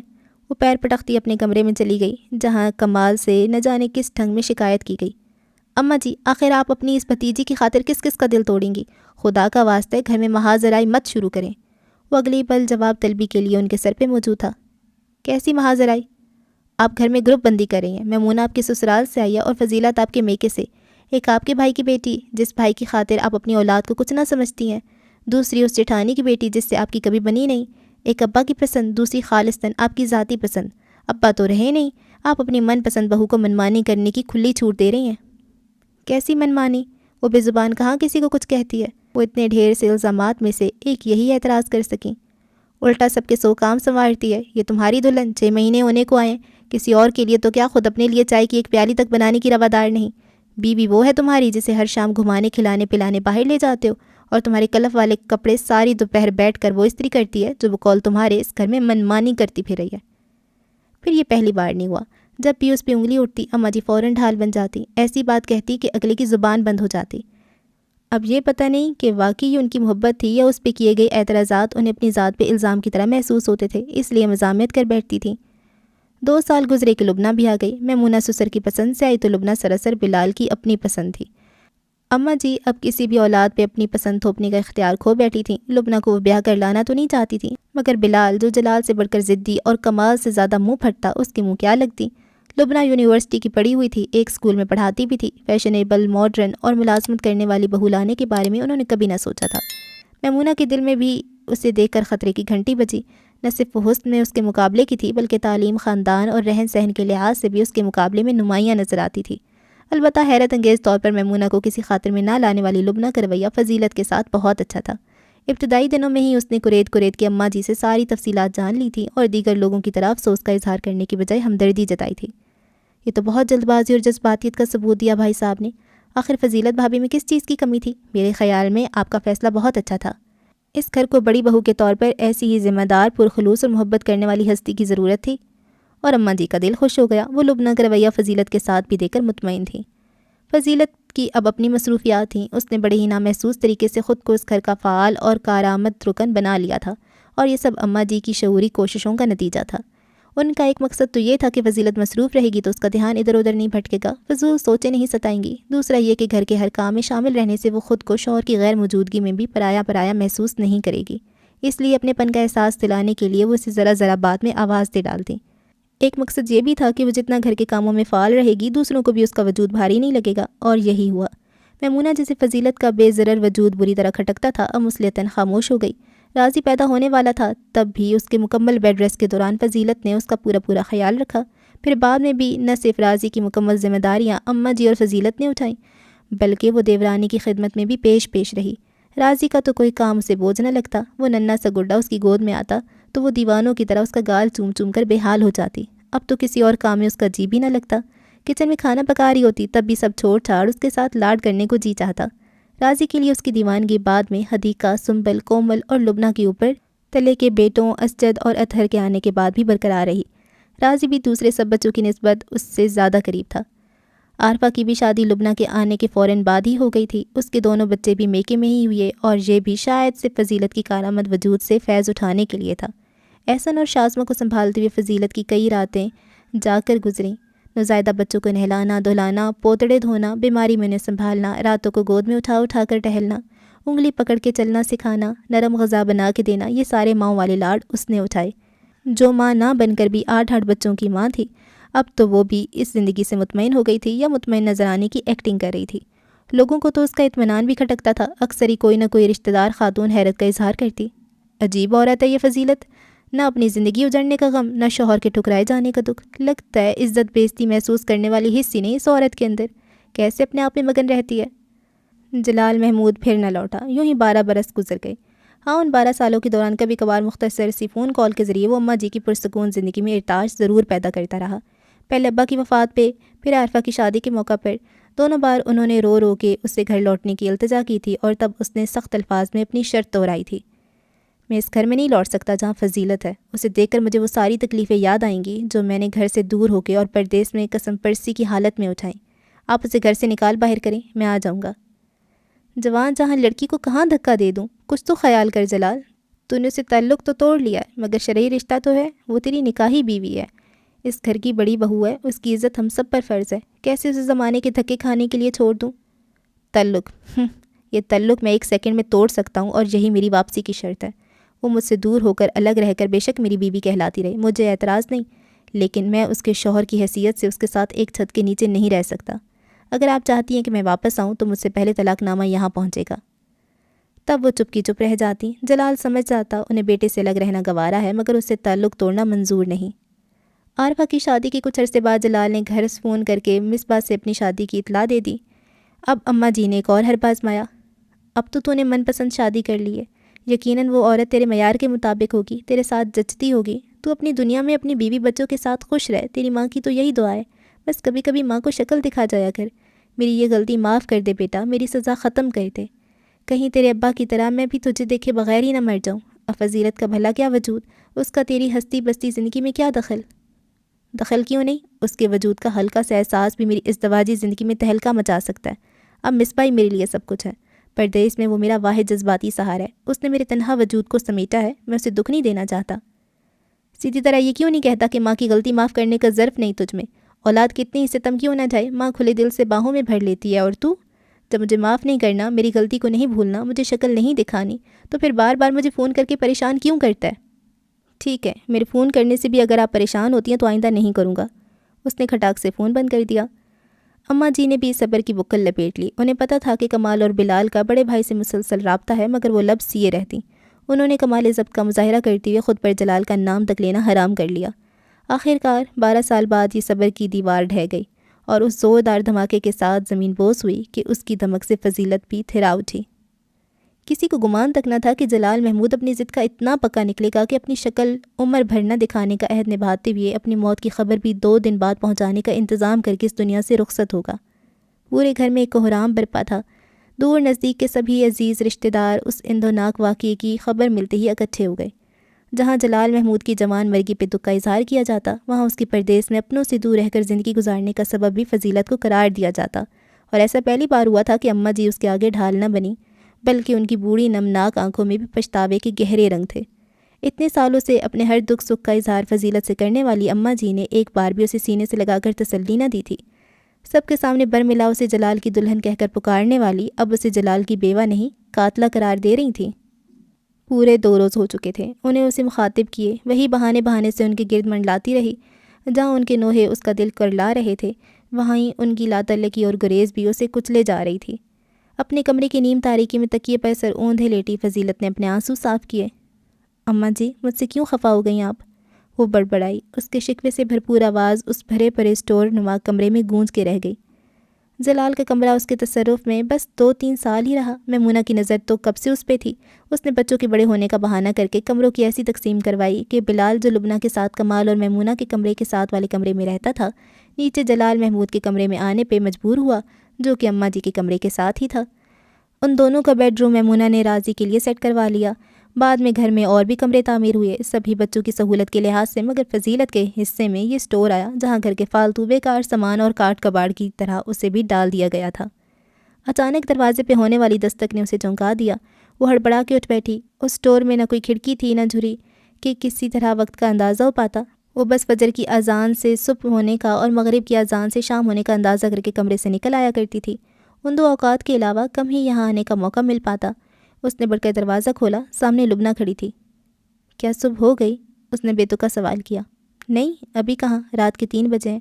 آپ نے کھانا نہیں کھایا، اس لیے میں نے اپنی چائے بنائی تو سوچا آپ کے لیے بھی بنا لوں، ساتھ میں کچھ کھانے کے لیے بھی لائی ہوں۔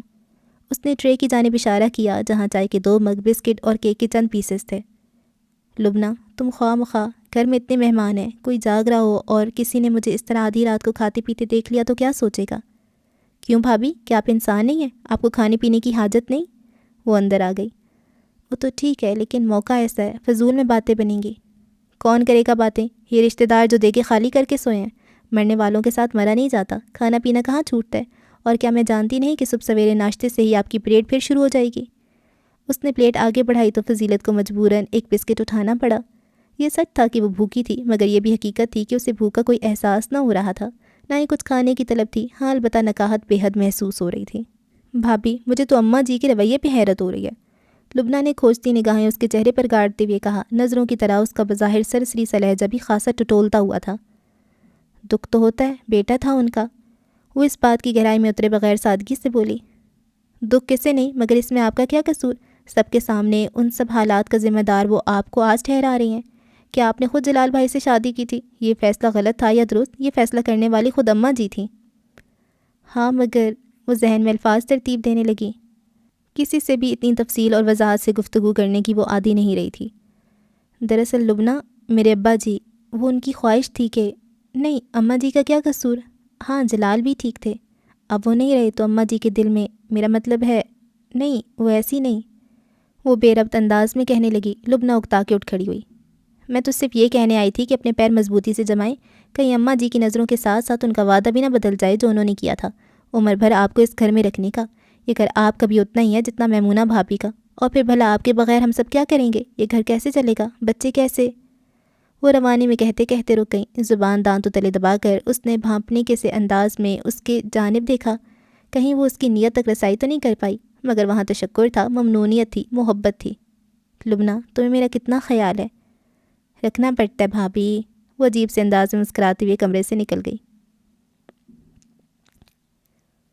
اور پھر اماں جی بھی نہ رہیں۔ جلال کے جانے کے بعد جو 2.5 برس کا عرصہ انہوں نے گزارا، وہ دل کی تکلیف، ہائی بلڈ پریشر، ریڑھ کی ہڈی کے فریکچر، معذوری اور دیگر تکالیف کے باوجود ان پہ اتنا کٹھن نہیں گزرا ہوگا جتنا کہ فضیلت پہ گزرا۔ اس نے ان کی خدمت میں کوئی کسر نہیں اٹھا رکھی تھی، مگر ان کے دل کے شیشے پہ جو بال آ چکا تھا وہ کسی طرح دور نہ ہوا۔ ان کی دیکھ بھال اور ذمہ داری کے ساتھ ساتھ اب گھر کی ذمہ داریاں بھی پہلے کی نسبت بڑھ چکی تھیں۔ بچے بڑے ہو گئے تھے، اس لحاظ سے ان کے کام بھی۔ میمونہ جو پہلے مارے باندھے اپنے حصے کا کام نپٹا لیتی تھی، وہ بالکل ہی اوپر اپنے پورشن کی ہو کے رہ گئی تھی۔ فضیلت سے اماں جی کی ناراضی اور ان کی معذوری نے اسے بے مروت کر دیا تھا۔ اب کس کا لحاظ یا ڈر تھا جو وہ فضیلت سے کوئی رعایت روا رکھتی؟ اس کا رویہ دن بدن خراب ہوتا جا رہا تھا۔ وہ اسے ملازمہ کا درجہ دینے سے بھی نہ چوکتی تھی۔ لبنہ تو شروع سے ہی اپنی جاب کی وجہ سے گھریلو کام کاج سے الگ تھلگ رہتی تھی۔ اس کے حصے کے کام فضیلت بخوشی انجام دیتی تھی۔ اب بھی وہی معمول تھا، بس فضیلت وہ فضیلت نہ رہی۔ اماں جی نے اسے جو مان دے رکھا تھا، اس کی دبی ہوئی شخصیت کو اپنی محبت اور تحفظ سے جو اعتماد بخش رکھا تھا، اسے کھوتے ہی وہ ڈامر ڈول ہو گئی۔ اسے اپنا وجود اس گھر میں اضافی اور بھرتی کا لگتا۔ ایک لگے بندے معمول کی طرح وہ دن بھر اپنے کام نپٹاتی، بغیر کسی ستائش یا صلے کی تمنا کے۔ اس کی جذباتی وابستگی بھی اب صرف راضی سے ہی باقی رہی تھی۔ وہ دیگر بچوں کی نسبت اسے اہمیت بھی دیتا تھا، جبکہ باقی بچے اسے گھریلو ملازمہ سے زیادہ درجہ دینے پر تیار نہ تھے۔ اگر اماں جی کا لگاؤ اس سے پہلے کی طرح برقرار رہتا تو شاید گھر کا ماحول آج اس کے لیے کچھ اور ہوتا، مگر ان کی بیگانگی اور بے رخی نے کمال، بلال اور میمونہ کے ساتھ ساتھ بچوں کا رویہ بھی کھلم کھلا ہتک آمیز بنا دیا تھا۔ ان کی وفات کے بعد تو گھریلو حالات نے کچھ تیزی سے پلٹا کھایا کہ اس گھر کی دیواریں خود پہ تنگ پڑتی محسوس ہونے لگیں۔ میمونہ نے ساس کے مرنے کے بعد 2 دن بھی انتظار نہ کیا اور گھر بار علیحدہ کرنے کا مطالبہ کر دیا۔ البتہ کمال میں بھی دنیا داری اور لحاظ باقی تھا، سو اس بحث میں 2-2.5 سال گزر گئے۔ پھر ہوا وہی جو میمونہ چاہتی تھی۔ دونوں بھائیوں نے اس گھر کو اور دکانوں وغیرہ کو بیچ کر اپنا اپنا حصہ الگ کیا، نئے گھر ایک ہی ایریا میں منتخب کیے۔ شفٹ ہونے سے پہلے فضیلت کو ساتھ رکھنے کا مسئلہ اٹھایا گیا۔ میرے 4 بچے ہیں اور ماشاءاللہ جوان ہو رہے ہیں۔ نیا گھر اسی لیے لیا ہے کہ بڑھتے بچوں کی ضروریات کے مطابق رہا جا سکے، ورنہ الگ ہونے کا ایسا کوئی شوق نہیں تھا۔ میرے کون سا لبنہ سے لمبے چوڑے اختلافات ہیں، اور اگر الگ رہائش کے باوجود یہ ٹنڈنا ساتھ رہنا ہے تو کیا فائدہ اس کھڑاک کا؟ مگر وہ جائے گی کہاں؟ کمال ابھی تذبذب تھا۔ آخر ہمارے سوا اس کا اور ہے کون؟ لیکن ہمارے ساتھ بھی اس کا کیا رشتہ باقی ہے؟ وہ جلال بھائی کی منکوہا تھی۔ اس حیثیت سے اور اس خاندان کی عزت ہونے کے ناطے اس نے اپنی اوقات نہ ہوتی ہوئی بھی اتنے سال یہاں راج کیا، حالانکہ حق اس کا تب بھی نہ بنتا تھا جب شوہر نے ہی اسے بیوی نہ تسلیم کیا، تو باقیوں کا کیا فرض بنتا ہے کہ اسے خواہ پلکوں پہ بٹھائیں؟ بھابھی ٹھیک کہہ رہی ہیں، بلال نے تائید کی۔ وہ بھی اتنے برسوں سے صرف اماں جی کے لحاظ میں اسے تو انوکرہن برداشت کر رہا تھا، اب تو بھائی جان بھی نہ رہے تھے، نہ ہی اماں جی ہیں، وہ کسی بھی طرح ہماری ذمہ داری نہیں۔ صاف ظاہر تھا کہ اب وہ بھی اسے اپنے ساتھ رکھنے پر تیار نہیں، جبکہ میمونہ نے پہلے ہی صاف انکار کر دیا تھا۔ کچن میں حلوہ بھونتی فضیلت بے تاثر چہرے کے ساتھ اپنے وجود کو بے حیثیت ہوتا دیکھ رہی تھی اور اگلے فیصلے کی منتظر تھی۔ وہ ہماری ماموں زاد بھی تو ہے، کمال نے نکتہ اٹھایا۔ ہاں تو ٹھیک ہے، آپ یہ رشتہ نبھائیں، میری طرف سے معذرت، میں ان بے معنی رشتوں پر یقین نہیں رکھتا۔ آج کے دور میں سگے بہن بھائیوں سے یہ رشتہ نبھ جائے تو بڑی بات ہے، ان حالات میں بیوی بچے پل جائیں تو وہ بھی بہت ہے۔ ثواب کمانے والا وقت اب نہیں رہا بھائی صاحب۔ بلال، اتنے خود غرض ہو کے نہ سوچیں، اب تک چپ بیٹھی لبنہ کہہ اٹھی۔ بھابی کا بے ضرر وجود اتنا بھاری نہیں، اتنے سالوں سے اس گھر میں ہے، آخر سب نے دیکھ رکھا ہے کہ ان کے کتنے اخراجات ہیں۔ جلال بھائی نے اپنی زندگی میں ہی خود اپنی مرضی سے اپنا وراثتی حق چھوڑا تھا، ان کے بعد ان کی بیوی بچوں نے بھی کوئی رابطہ نہیں رکھا، نہ ہی کوئی مطالبہ کیا۔ خدا نے انہیں اتنا نواز رکھا ہے، لیکن اس کا یہ مطلب نہیں کہ ان کا حق ہی ختم ہو گیا۔ چلے ان کو نہ صحیح، ان کے صدقے ہم فضیلت بھابی کو ان کا جائز حق تو دے سکتے ہیں۔ لو، یہ بیوی اسے نئی پٹی پڑھائے گی۔ میمونہ تڑپ ہی تو اٹھی۔ اس سے زیادہ سر پہ چڑھا رہی ہے تمہاری بیوی۔ بلال، تم اسے رکھنے تک سے انکار کر رہے ہو اور یہ اس کے وراثتی حق کا مسئلہ اٹھا رہی ہے۔ ارے تھوڑا بہت میں نے بھی پڑھ رکھا ہے، جس کا شوہر مر چکا ہو اس کا وراثت میں بھی ملنے والی جائیداد سے کیا تعلق؟ آپ کی معلومات غلط ہیں۔ بہرحال میں یہاں اس مسئلے کو نہیں اٹھا رہی، صرف اتنا کہہ رہی ہوں کہ اگر وہ ہمارے یا آپ کے پاس رہیں گی تو ہمارے بچوں کا حق نہیں کھائیں گی، اپنے حق کا ہی کھائیں گی۔ ویسے بھی بھابھی اتنی سادہ مزاج بلکہ کم عقل ہیں، انہیں جائیداد وغیرہ کا نہ لالچ ہے نہ ہی ایسا سوچ سکتی ہیں وہ۔ لیکن اگر ہم نے یا آپ نے انہیں رکھنے سے انکار کیا تو ظاہری بات ہے وہ کہیں نہ کہیں تو ٹھکانہ ڈھونڈیں گی۔ اس میں ہمارے خاندان کی بےزتی بھی ہے، لوگ تھو تھو کریں گے، بھائی کی بیوہ اور سگے ماموں کی بیٹی کو بے آسرا کر دیا، اور دوسری طرف یہ بھی خدشہ ہے کہ وہ غلط ہاتھوں میں نہ چلی جائیں۔ میرا مطلب ہے کوئی بدنیت قسم کا رشتہ دار انہیں اپنے مقاصد کے لیے استعمال کرتے ہوئے مقدمہ وغیرہ بھی کر سکتا ہے۔ اس نے ایسا نکتہ پیش کیا کہ بلال تک سوچ میں پڑ گیا۔ جو بھی ہے، مجھ سے وہ عورت برداشت نہیں ہوتی۔ میمونہ نے سر ہلایا۔ تو ٹھیک ہے، وہ ہمارے ساتھ رہیں گی۔ لبنہ نے فیصلہ سنا دیا۔ بلال نے کچھ کہنا چاہا، پھر مصلحتاً کچھ سوچ کر ناگوار انداز میں منہ پھیر کے رہ گیا۔ فیصلہ ہو گیا تھا۔ دیگر سامان کے ساتھ ساتھ فضیلت بھی لبنہ اور بلال کے نئے گھر میں منتقل ہو گئی۔ اسی گھر میں وہ سہاگن بنی، اسی گھر میں ابھاگن۔ یہیں اس نے رشتے پائے، یہیں کھوئے۔ سب سے زیادہ تکلیف دہ چیز راضی سے الگ ہونا تھا۔ 15 سالہ راضی بھی اس کے گلے لگ کر مچل مچل کے رویا۔ چلے فضیلت بھابی، ڈرائیور انتظار کر رہا ہے۔ لبنہ کے اکتاہٹ بھرے انداز پر وہ مجبوراً راضی سے الگ ہوئی۔ ڈرائیور کے نام پر چونکی بھی تھی کہ بلال نے ڈرائیور کب رکھا۔ یہ اکتا بھی 2 منٹ بعد ہی حل ہو گیا جب لبنہ نے بڑے سے ٹرک کی جانب اشارہ کر کے اسے سوار ہونے کے لیے کہا۔ ملازم اس ٹرک میں فرنیچر لوڈ کر رہے تھے۔ شاید اسی ٹرک کا ڈرائیور اس کا انتظار کر رہا تھا۔ وہ حیرت سے لبنہ کو دیکھتی، سامان سے لدے ٹرک میں جگہ بنا کر بیٹھ گئی۔ ٹرک کے پیچھے پیچھے بلال کی مزدہ آ رہی تھی۔ فرنٹ سیٹ پر ہنستی مسکراتی لبنہ اس کے ساتھ تھی، جبکہ پیچھے اسجد اور اطہر تھے۔ خیر جا کے ایک اور حیرت فضیلت کی منتظر تھی۔ اس اسٹور میں منتقلی کیے جانے پر سب سے زیادہ احتجاج لبنہ نے کیا تھا۔ تب خود اماں جی بھی اس حق میں نہیں تھی، مگر اس کے سوا چارہ بھی کوئی نہیں تھا۔ بعد میں بھی وقتاً فوقتاً لبنہ اسے ہمدردی کا اظہار کرتی رہتی۔ توبہ، حد ہے بے حسی کی۔ سب آرام دہ کمروں میں عیش کر رہے ہیں، ایئر کنڈیشنر چلا کر ہر ماہ ہزاروں بل دیا جاتا ہے، آپ کو اس ڈربے میں رکھا ہے جہاں نہ کھڑکی نہ ہوا کا کوئی اور انتظام۔ کبھی میمونہ پہ الزام رکھا جاتا، سب میمونہ بھابی کی چال ہے، نہ جانے کس پتھر میں ڈھلا ہے ان کا دل، دوسروں کو تکلیف میں دیکھ کر راحت ملتی ہے انہیں۔ کبھی اماں جی سے متنفر کرنے کی کوشش کی جاتی، آخر اماں جی بھی تو آپ کو اپنے کمرے میں رکھ سکتی ہیں، مگر اپنی بیٹی کا بھی تو خیال رکھنا ہے انہیں، جو ہر ہفتے رہنے آتی ہے اور انہی کے کمرے میں ٹھہرتی ہے۔ سچ ہے، بیٹی بیٹی ہوتی ہے، بہو بہو ہوتی ہے۔ آپ دن میں 50 بار نیچے اتر کر ان کی سیوا کرنے آتی ہیں۔ نیچے اپنے کمرے میں ٹھہرا لے اماں جی تو آپ کا بھی بھلا، ان کا بھی۔ وہ ہر بار سر چھٹک کے مسکرا دیتی۔ اس کے نزدیک لبنہ کا یہ تردد محض اس کی فضیلت کے لیے ہمدردی اور خلوص تھا، اور اب اس ہمدردی اور خلوص کا وہ عملی مظاہرہ دیکھ رہی تھی۔ ایک کنال کی کوٹھی کا ایک وسیع رقبہ لان پر مشتمل ہونے کے باوجود رہائشی عمارت بھی اندر سے کم کشادہ نہ تھی۔ لبنہ اور بلال کا بیڈ روم گھر کے سب سے آرام دہ اور وسیع کمرہ تھا۔ نیچے کے پورشن میں اس کے کمرے کے علاوہ جدید اسٹائل کا لاؤنج، قیمتی اشیاء سے آراستہ drawing room, dining hall, store room اور کچن تھا۔ اوپر کے پورشن میں اسجد اطہر کے کمرے، ایک گیسٹ روم جو ہر سہولت سے مزین کر کے صرف مہمانوں کے لیے لاک کر دیا گیا تھا، اسٹڈی روم اور ڈریسنگ روم تھا۔ فضیلت کے لیے یہاں سٹور کو بھی ضروری نہ سمجھا گیا۔ اسی اوپر والے پورشن میں موجود سیڑھیاں جو گھوم کے سب سے اوپر والی چھت تک جاتی تھیں، ان کے نیچے جگہ ملی۔ وہاں بھی وہ صرف رات کو جا پاتی، کیونکہ لبنہ کا کہنا تھا ذرا ذرا سے کام کے لیے وہ گلا پھاڑ پھاڑ کر چلا نہیں سکتی، اس لیے وہ دن کے وقت نیچے ہی رہا کرے۔ لبنہ کی جاب اب بھی جاری تھی۔ بلال کا کاروبار بھی خوب ترقی کر رہا تھا۔ خوشحالی نے رہن سہن پہ واضح اثر ڈالا تھا۔ دیکھا جائے تو فضیلت پہ پہلے کی نسبت خریداری کا بوجھ کم تھا۔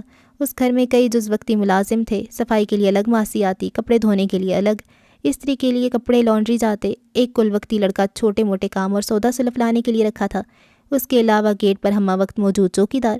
فضیلت کے ذمے صرف کچن تھا اور دیگر ملازمین کی نگرانی۔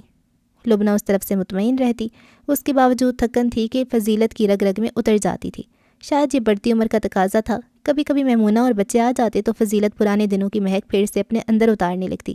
وہ راضی کے لیے اب بھی اتنی ہی دیوانی تھی، البتہ اس کے رویے میں ایک کھنچاؤ سا تھا جسے فضیلت نے محسوس تک کرنے کی ضرورت گوارا نہ کی۔ شاید یہ دوری کا نتیجہ تھا یا راضی اب بڑا ہو گیا تھا۔ جوانی کی سرحدوں کو چھوتا راضی ممکن ہے اب اپنی تائی سے لاڈ اٹھوانے اور پیار کا مظاہرہ کرنے میں جھجک محسوس کرتا ہو۔ فضیلت اب بھی اسے سامنے پا کے اپنی بے پائیاں اور بے ساختہ خوشی کو چھپا نہیں پاتی تھی۔ اس کا قد نکلتے دیکھ کر اسے اتنی مسرت ہوتی جتنی کسی ماں کو اپنے بیٹے کے جوان ہونے کی ہوتی ہے۔ اسجد اور اطہر بھی بڑے ہو رہے تھے۔ عارفہ اپنے شوہر اور بچوں کے ساتھ اسلام آباد منتقل ہو چکی تھی۔ اتنا عرصہ ہم نے یہ ذمہ داری نبھائی اور خدا گواہ بڑی خوش دلی سے نبھائی ہے۔ اب بھی مجبوری ہے، ورنہ بھابھی سے مجھے اتنا لگاؤ ہے کہ میں انہیں خود سے اور اپنی فیملی سے الگ کرنے کا تصور بھی نہیں کر سکتی۔ آپ سب جانتے ہیں اس وقت جب آپ لوگوں کے ساتھ ساتھ خود بلال بھی بھابھی کو ساتھ رکھنے پر تیار نہ تھے۔ یہ میں تھی جس نے سب کی مخالفت مول لے کر انہیں اپنے گھر میں رکھا۔ اب میری مجبوری ہے، آپ کو بھی اپنا فرض نبھانا چاہیے۔ لبنہ دلائل دے رہی تھی۔ ہم نے پہلے سے اپنی ذمہ داری سمجھا تھا، نہ اب سمجھتے ہیں۔ نہ پہلے اس کی خدمت یا خیال ہم پہ فرض تھا، نہ اب ہے، میمونہ نے دو ٹوک الفاظ میں کہا۔ 7 سال بعد ایک بار پھر وہ کچن میں موجود اپنی قسمت کا فیصلہ سننے کے انتظار میں تھی۔ فرق اتنا تھا کہ 7 سال پہلے ایک ہستی لبنہ اس کے حق میں تھی، اور آج کوئی اسے قبول کرنے پر تیار نہ تھا۔ لبنہ کی ہمیشہ سے خواہش تھی کہ وہ کسی دوسرے ملک، امریکہ، کینیڈا، لندن یا کہیں اور شفٹ ہو جائے تاکہ بچوں کا مستقبل محفوظ ہو۔ اسجد کو کینیڈا کی یونیورسٹی میں ایڈمیشن مل گیا تھا۔ لبنہ نے موقع غنیمت جان کر اپنی فرم کے ذریعے اپلائی کیا اور اسے بھی فیملی کے ساتھ امیگریشن مل گیا۔ اب وہ پوری فیملی کینیڈا شفٹ ہونے کے لیے پر تول رہی تھی۔ بلال نے بزنس وائنڈ اپ کر لیا، گھر کا قیمتی فرنیچر بک ہو چکا تھا۔ لبنہ کا ارادہ بنگلہ فروخت کرنے کا نہیں تھا۔ اتنے ارمانوں اور شوق سے بنائے گھر کو وہ کرایہ داروں کے حوالے بھی نہیں کرنا چاہتی تھی، اس لیے لاک کر کے جا رہی تھی تاکہ جب کبھی چھٹیاں گزارنے کے لیے پاکستان آنا پڑے تو رہنے کا ٹھکانہ ہو۔ مسئلہ صرف فضیلت کا تھا، جس کے سہارے اتنا بڑا گھر اکیلا بھی چھوڑا نہیں جا سکتا تھا اور نہ ہی اسے ساتھ لے جایا جا سکتا تھا۔ اس لیے وہ میمونہ اور کمال پہ مسلسل کئی روز سے دباؤ ڈال رہی تھی کہ وہ فضیلت کو اپنے ساتھ لے جائیں، مگر گزرتے وقت نے میمونہ کو اور بھی کٹھور، سخت مزاج، چڑچڑا اور آدم بیزار کر دیا تھا۔ اکلوتے بیٹے راضی کی شادی اتنے ارمانوں کے ساتھ کرنے کے بعد اس نے بیٹے اور بہو کو چند ماہ بھی ساتھ رکھنا گوارا نہ کیا۔ اس کی خواہش تھی کہ لیکچرار بہو نوکری چھوڑ کر گھرداری کرے، جو نہ ماہم کو گوارا تھا نہ راضی کو۔ گورنمنٹ جاب اتنی آسانی سے کون چھوڑتا ہے؟ دوسری طرف میمونہ اپنی بیٹیوں کومل سنبل کو حد سے زیادہ نخریلی اور آرام طلب بنا چکی تھی۔ حدیقہ کی شادی تو اس نے راضی کے ساتھ ہی کر دی تھی۔ اس کے باوجود ہفتے کے 3-4 دن میکے میں ہی گزارا کرتی، وہ بھی بما شوہر نئی نویلی دلہن نے نوکری چھوڑ کر نندوں کی سیوا کرنے سے صاف انکار کر دیا تو میمونہ نے بھی بیٹے کو گھر چھوڑنے کا حکم سنا دیا۔ انہوں نے الگ گھر کرائے پہ لے لیا۔ وہ عورت جو اکلوتی اولاد نرینہ کو محض اس معمولی اختلاف پہ گھر سے الگ کرنے کی ہمت رکھتی ہو، اس کا ظرف اتنا کہاں ہو سکتا ہے کہ وہ فضیلت کو اپنے گھر اور راجدھانی میں برداشت کرتی، جس کے لیے اس کے دل میں کبھی بھی نرم گوشہ نہیں رہا۔ آخر اس مسئلے کا کوئی تو حل ہوگا؟ بلال نے اکتا کر پوچھا۔ مسئلہ آپ کے، حل بھی آپ لوگ تلاشیں، حدیقہ نے تنک کر کہا۔ شادی کے بعد وہ زیادہ ہی منہ پھٹ ہو گئی تھی، اس لیے چچا کو صاف سنا دیا۔ کمال نے بیٹی کو نظروں میں تنبیہ بھی کی، مگر وہ کسی کو خاطر میں نہ لاتی تھی۔ کتنی بار اپنی مجبوری بیان کروں؟ لبنہ کی آواز بھی تیز ہو گئی۔ تحمل سے آنٹی، اس طرح آپس میں بحث کرنے سے اس کا کوئی حل نہیں نکلے گا۔ ماہم کا رویہ ہمیشہ سے اس کی بجائے اس کی دیورانی سے نرم رہا تھا۔ وہ اور راضی بھی آج یہاں موجود تھے۔ آج لبنہ اور کمال نے سارے خاندانوں کو اکٹھا کیا ہوا تھا، وجہ اسی مسئلے کا حل تلاشنا تھا۔ راضی اب تک خاموشی سے بیٹھا سب دیکھ اور سن رہا تھا۔ فضیلت اس کے لیے خاص طور پر فالسے کا شربت تیار کری تھی جو اسے بہت پسند تھا۔ شربت جگ میں ڈال کر ڈھیروں کٹی ہوئی برف کے ساتھ وہ نہ چاہتی ہوئی بھی کچن سے باہر نکل آئی۔ آج 7 برس بعد پھر سے اسے اپنا وجود بے حد ہلکا محسوس ہو رہا تھا۔ وہ کسی کا سامنا کرنے کی ہمت نہ رکھتی تھی، ہر نگاہ میں اپنے لیے ناگواری محسوس کرنے کا حوصلہ نہ تھا اس میں۔ بجھے ہوئے دل کے ساتھ وہ سب کے درمیان آئی۔ اس کے آنے سے محفل میں جاری گرما گرم بحث پل بھر کے لیے تھم گئی۔ اس نے ٹیبل پر ٹرے رکھی اور سب سے پہلا گلاس بھر کے راضی کے آگے پیش کیا تو راضی نے نظریں اٹھا کے اس کی جانب دیکھا۔ گلاس تھامتے ہوئے نارمل سے لہجے میں کہا، تائی جی اپنا سامان پیک کر لیں، بس آدھے گھنٹے تک ہم نکلتے ہیں۔ ایک پل کے لیے تو کوئی کچھ سمجھ ہی نہ سکا۔ ماہم بھی پھٹی پھٹی آنکھوں سے اس کا چہرہ دیکھتی رہی۔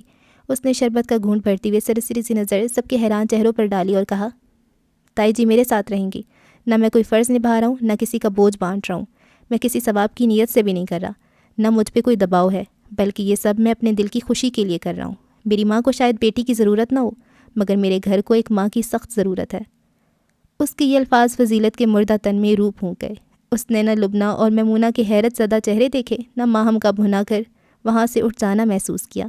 وہ تو راضی کا ماتھا چومنا تک بھول گئی، بس نثار ہو جانے والی نظروں سے ٹکر ٹکر اس کا چہرہ دیکھتی رہی۔ اتنا بڑا فیصلہ آپ نے مجھ سے مشورہ کیے بغیر کیسے کر لیا؟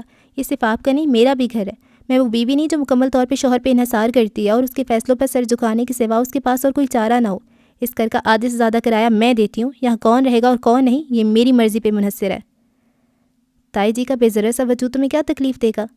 راضی کی آواز پہ فضیلت کا دل بیٹھ گیا۔ وہ تو اس نئے ٹھکانے کی پہلی رات بڑی خوشی سے بادام والا گرم دودھ لے کر ان دونوں کو دینے آئی تھی، مگر کمرے سے آتی بحث نے اسے وہیں رکنے پہ مجبور کر دیا۔ اس کی لرزتی ٹانگوں نے اس کا بوجھ سہارنے سے انکار کر دیا تو وہ وہیں دیوار سے ٹیک لگا کر بیٹھ گئی۔